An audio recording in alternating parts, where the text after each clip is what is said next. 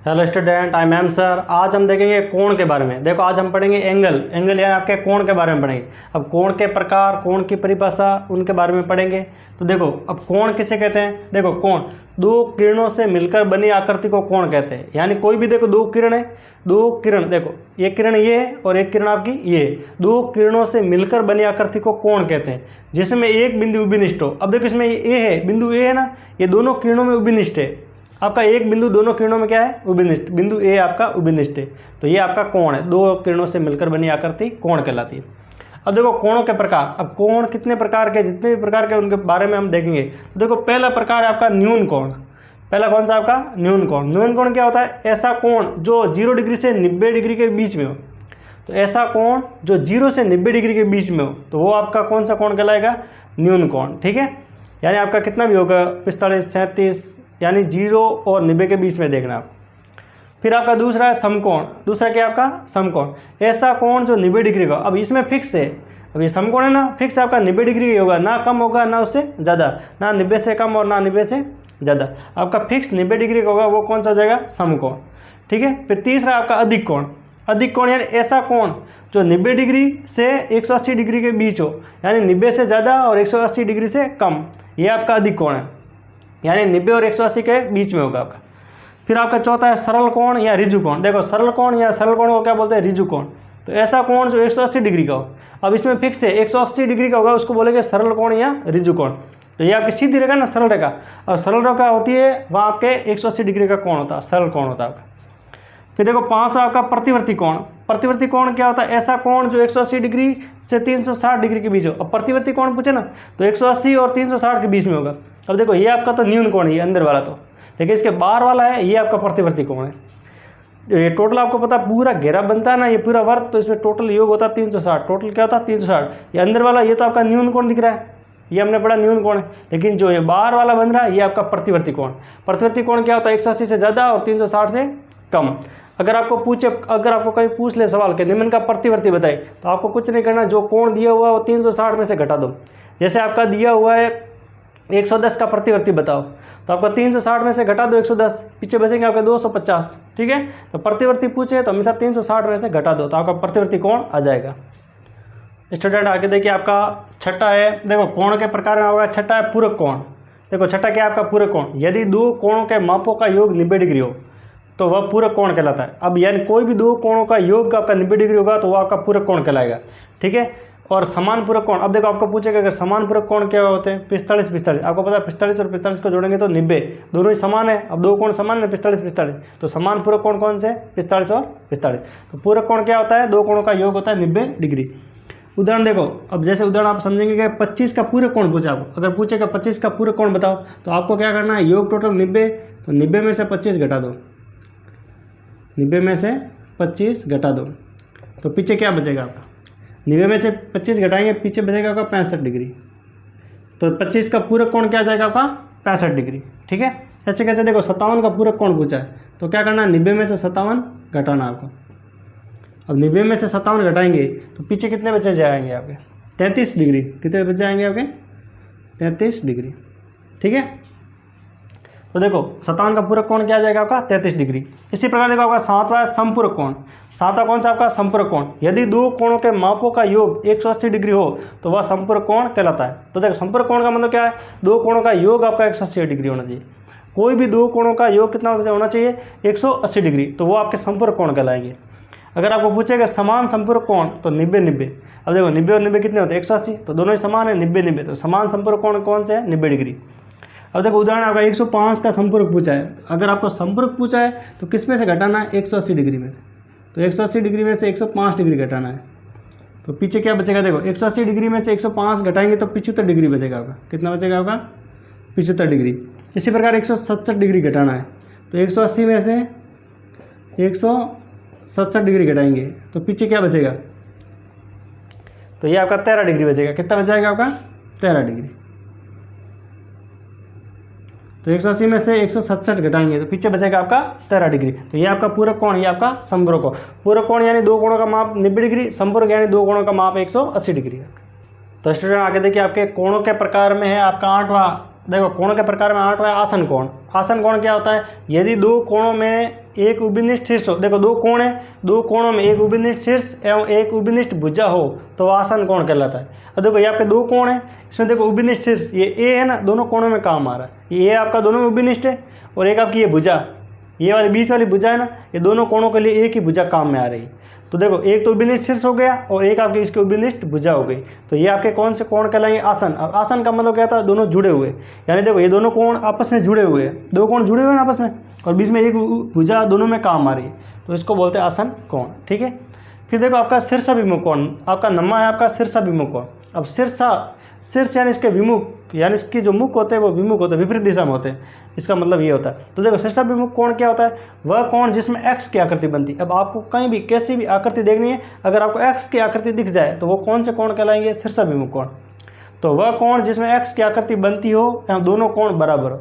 तो देखो ये आपके एक्स की आकृति बन रही है ना, देखो ये एक्स के जैसा दिख रहा है कि नहीं दिख रहा है? ये आपका एक्स के जैसा दिख रहा है। देखो इसमें ये वाला कोण 1 और कोण 2 आपस में बराबर होंगे, तो कोण 1 बराबर कोण 2, और इस साइड वाला ये वाला कोण इस कोण के बराबर होगा, ये वाला इसके बराबर होगा और ये वाला इसके बराबर। तो इसको कौन सा कोण बोलेंगे? शीर्षाभिमुख कोण, जिसमें एक्स की आकृति बनती हो। ये आपके पहचान के लिए ध्यान रखना। फिर आपका 10वां एकांतर कोण। एकांतर कोण क्या होता है? वह कोण जिसमें जेड की आकृति बनती हो एवं दोनों कोण बराबर। अब आपको कहीं भी जेड की आकृति दिखे, कैसे भी जेड की आकृति, देखो जेड आपका सीधा भी हो सकता है और उल्टा भी हो सकता है। जैसे भी आपको उल्टा या सीधा जेड की आकृति दिखे तो वो कौन सा कोण कहलाएगा? आपका एकांतर कोण, और दोनों कोण बराबर होंगे। ये देखो एक कोण यहाँ बन रहा है और एक कोण यहाँ, एक कोण यहाँ और एक कोण यहाँ, तो कोण 3 किसके बराबर होगा? कोण 4 के बराबर। ये आपका कोण का चिन्ह है। ठीक है, तो देखो शीर्षाभिमुख कोण में एक्स की आकृति बनेगी और आपको एकांतर कोण कहीं भी आएगा वहाँ कौन सी आकृति बनेगी? आपकी जेड की आकृति आपको देखनी है। तो स्टूडेंट आगे देखिए, आपके कोणों के प्रकार में 11वां आपका संगत कोण। 11वां आपका संगत कोण, ऐसा कोण जिसमें एफ की आकृति बनती हो एवं दोनों कोण बराबर हो। अगर आपको संगत कोण पूछे और आपको देखनी है एफ की आकृति, देखो जैसे ये आपका एफ की आकृति दिख रही है, पहले सीधा एफ दिखो, उल्टा दिखो, पहले कैसे भी आपको एफ देखना है। जैसे देखो आपके ये कोण 5 और कोण 6, तो देखो ऐसा कोण जिसमें एफ की आकृति बनती है एवं दोनों कोण बराबर हो, यानी कोण 5 किसके बराबर होगा? कोण 6 के बराबर। ठीक है, अब आपको एफ ऐसे दिखेगा, उल्टा ऐसे, इस तरह आपको एफ देखना है। फिर है आपका 12वां रैखिक युग्म कोण। 12वां कौन सा है? रैखिक युग्म कोण, ऐसा कोण जिसमें टी की आकृति बनती हो।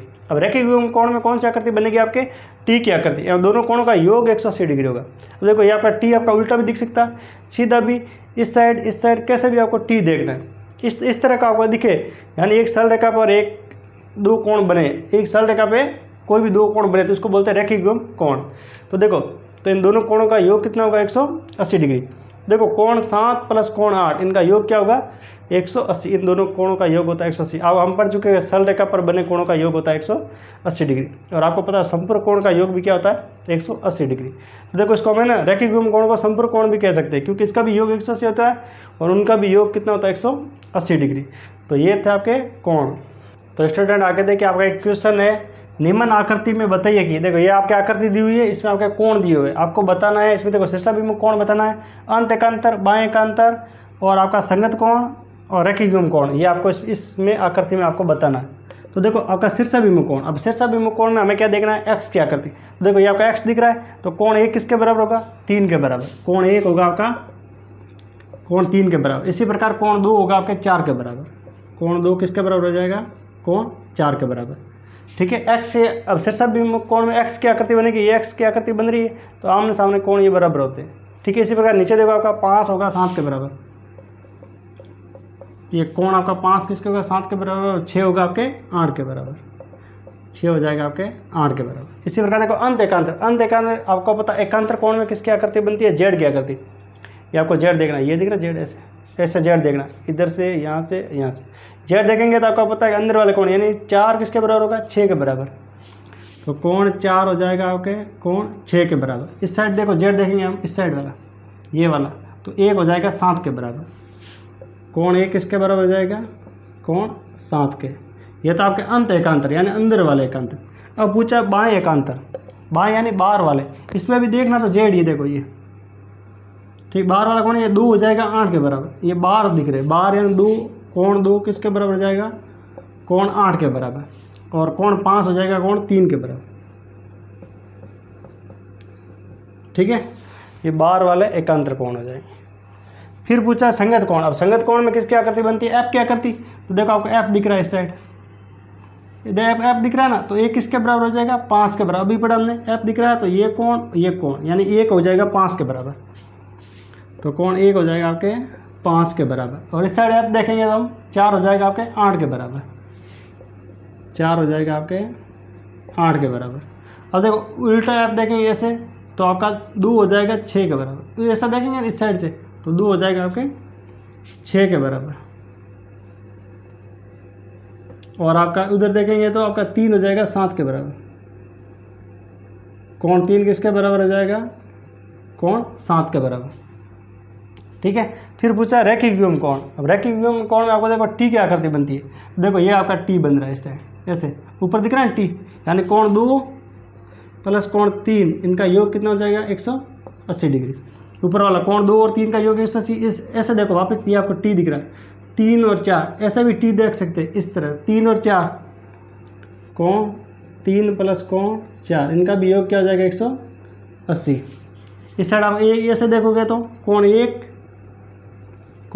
प्लस कोण 2 बराबर 180। और वापस नीचे देखोगे तो आपको देखो 1 और 4 सीधा टी दिख रहा है, 1 और 4 कोण 1 प्लस कोण 4 बराबर 180। इसी प्रकार वापस सेम इसमें देख लो 6 और 7 का योग 180 डिग्री। 7 और 8 का योग 7 और 8 का योग 180 डिग्री, 180 डिग्री। इसी प्रकार देखो 8 और 5 का योग 5 प्लस 8 का योग 180 डिग्री। और इसी प्रकार अब कौन सा बच गया, सीधा टी 5 और 8 हो गया। और आपका 6 और 5 और 6 इस साइड टी बन रहा है, 5 और 6 इनका भी योग क्या हो जाएगा 180 डिग्री। ठीक है। तो ये देखो, ठीक है। बस आपको जो अब सीखा है कि शीर्षविमुख कोण में एक्स की आकृति देखनी, एकांतर कोण में आपको देखनी है जेड की आकृति, संगत कोण में आपको एफ की आकृति देखनी है, और रैखिक व्योम पूछे तो आपको टी की आकृति देखनी है।